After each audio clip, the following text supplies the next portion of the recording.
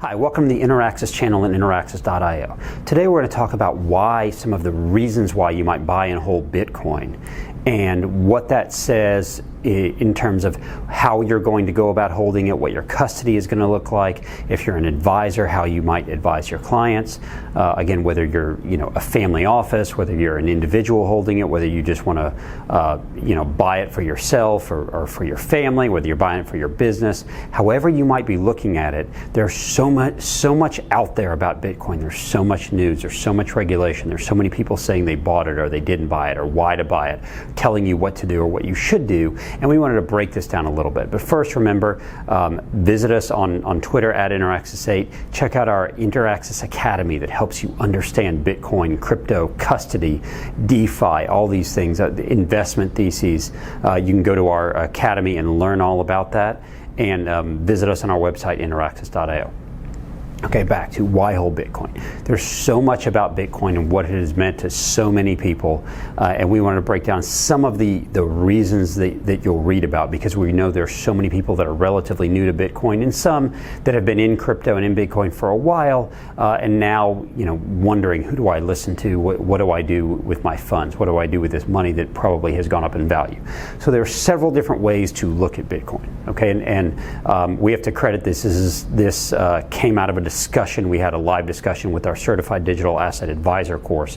One of our cohorts, we had this live discussion. We were talking through why clients might hold Bitcoin. So one, we talk about, there's Bitcoin, we'll call it Bitcoin the Revolution.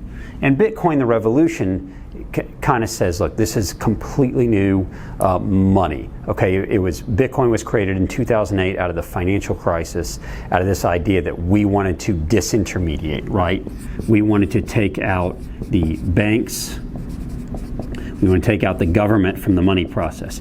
I wanted to be able to send money to anyone in the world, wherever they are at any time, and not have to use the bank's piping, right? I don't want to have to ask permission. Furthermore, I want to make sure that I'm not necessarily using the dollar because the US government is deciding on the value of the dollar. I don't want to be beholden to the government. I don't want to be beholden to the banks. This is a revolution. This is going to change the world, right? The fact that we have this currency, this money that can be used as a medium of exchange, as a store of value, as something I can hold, that I can pay to anyone in the world, that I can hold on to.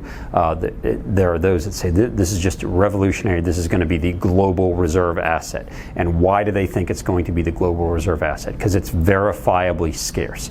Because you know exactly how many Bitcoin there are in the world right now. You know exactly where they are at any one time, and you know exactly how many there will ever be. You know the speed at which they're being produced. All those things means you have this verifiable scarcity, this, as we say, the single source of truth. And that is revolutionary. And if that's the case, if that's why you're holding Bitcoin, if you're in it for the revolutionary aspects, if you're in it because you think this is the global reserve asset, that it's going to replace the dollar as the global reserve asset, what that means is you're probably going to hold it for a really long time. And you're thinking this is going to go up so much in value, but it's even more important than that. The thought here sometimes is we might break into, instead of a bunch of countries, you break into different groups of people that might live in different countries, but I might essentially associate with people in other countries based on something we do digitally, online. That's how we're going to be broken up as societies, not necessarily geographically, but what we are interested in, what we like to do together, what we like to talk about together. And it's not necessarily because we're geographically located near each other. And because of that, we need some sort of electronic money. We need Bitcoin behind all that. This is going to be the global financial system. And because of that, I'm going to hold it for a long time. And because of that, I also completely distrust the banks and the government. So I am definitely going to hold it in some sort of cold storage. Cold storage means I'm probably going to hold it in a hard wallet. I'm going to make sure that I have the keys. I do not trust any sort of centralized intermediary. I don't trust a centralized exchange to hold my money. I'm going to get it off that exchange as quickly as possible. Okay, and I'm going to move it into some sort of hard wallet, into some sort of cold storage, some sort of vault, maybe a multi-sig approach, because I want to keep this wealth. I want to keep Bitcoin in with my family forever. Okay, that is the revolutionary aspect of Bitcoin. This is going to absolutely change everything. This is going to be the global reserve asset. I'm going to hold it for a really long time. And when you hear people talk on Twitter and articles or what have you, and this is what they're talking about, things about the global reserve asset. Imagine years and years ago when we were on the gold standard, and for every dollar that was issued, there was an appropriate amount of gold held in storage in the U.S.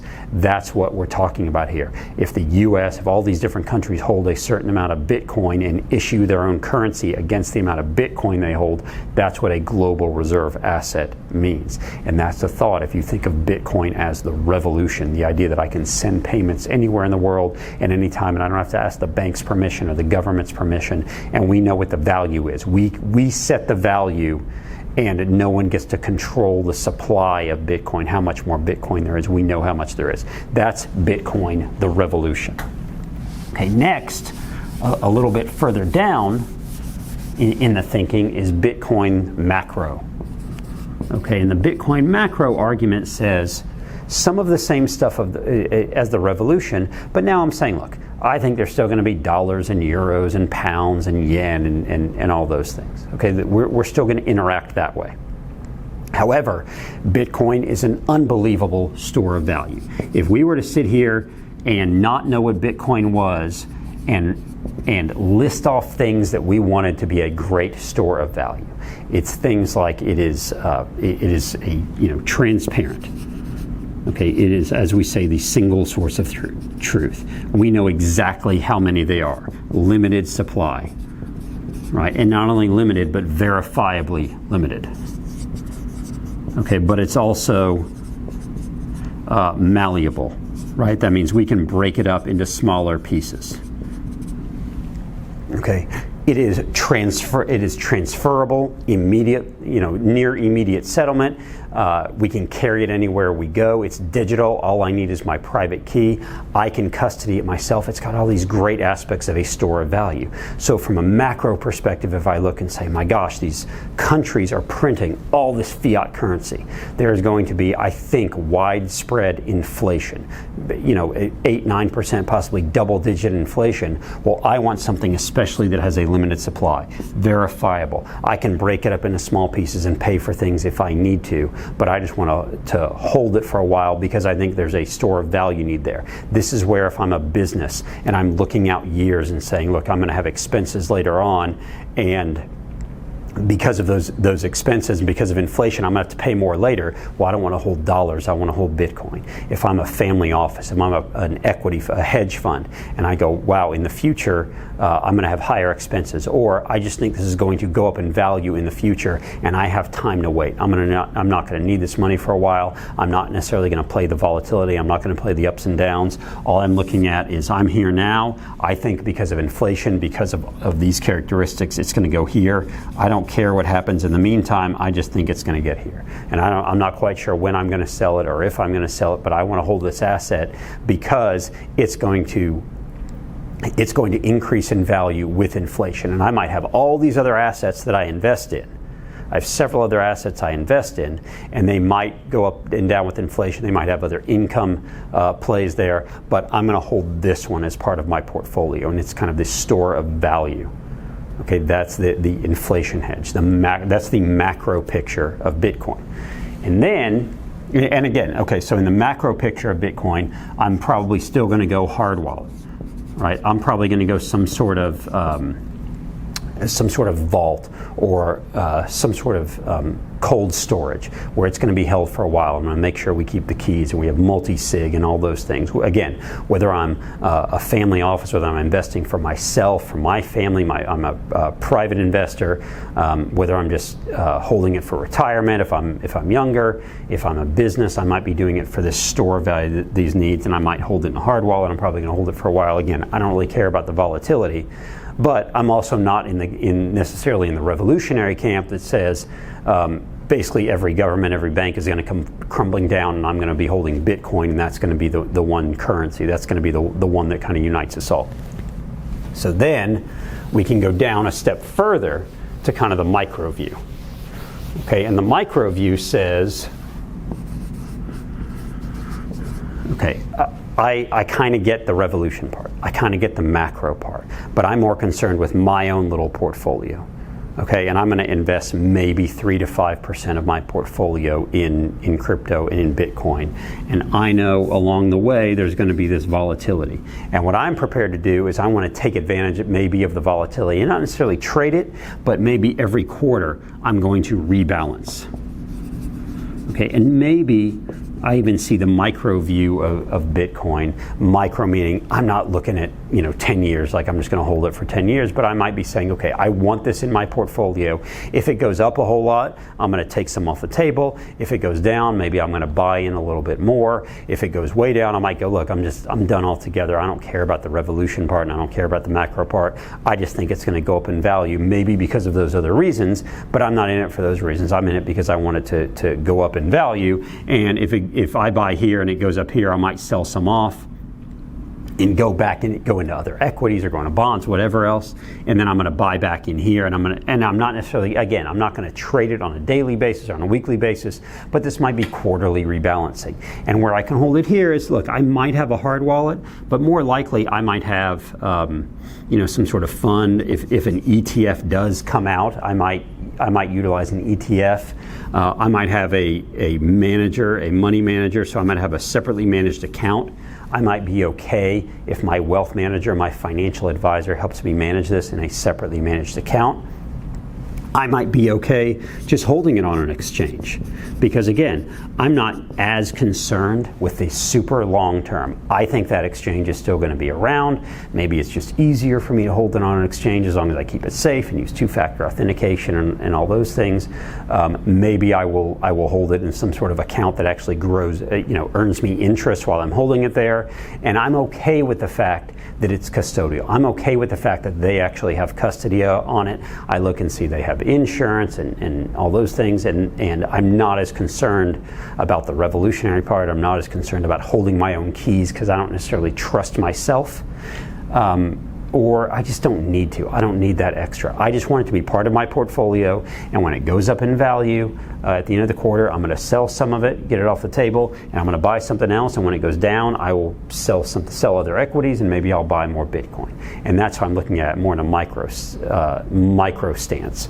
So again, this is where you can have an ETF or an SMA, or even have it on some sort of exchange. You might have some in a hard wallet, but it's probably to the point where you can easily connect. Maybe it's a wallet, it's on your phone or something. You can easily connect and get out of it if you need to. Again, you could have a financial advisor managing it for you. So these are kind of the three ways that we see people talking about Bitcoin.